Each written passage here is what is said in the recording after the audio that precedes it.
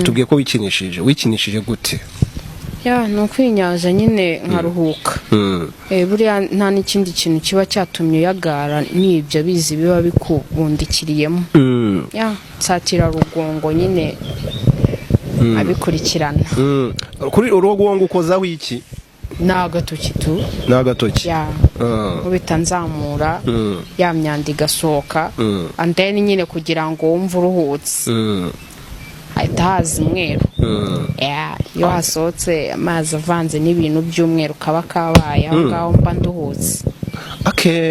Aho sika abantu benshi batazi ko n'abagore wa mugani bashobora gusohora amavangingo avanze n'ibintu by'umweru.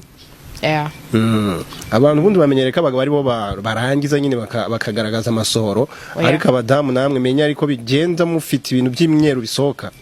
Uriya umugore kugira ngo ubone ko yarangije ntago warongora umugore ngo ngarangize atigeze anyara.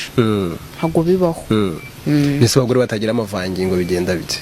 Ntago bajya barangiza se? Baheranwa n'agahinda. Kugira ngo yarangije shaba ari 1%. Yego. Ko umugore arangiza ari kunyara. Yego. Ari uko umugabo yakurongora akoresha agakingirizo no kuba yakurongoreraho.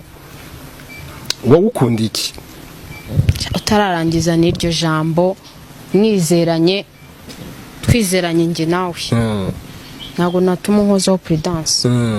Ibyo ni ibiki? Kandi koko no mu kiganiro cya kare twigeze gukomozaho iyo topic. Ubwo se mwizeranye nese ubwo ntabwo ufite ko yagutera inda? Yego banamize ikinini mbere ko duhura, then byanasoza nkamira ikindi kinini. Yego. Kuri wowe ari uguterwa inda no guterwa sida, wahitamo iki? Naterwa inda. Kubera iki? Kubera iki? Kubera ko uwo mwana baje ari uw'ibyishimo.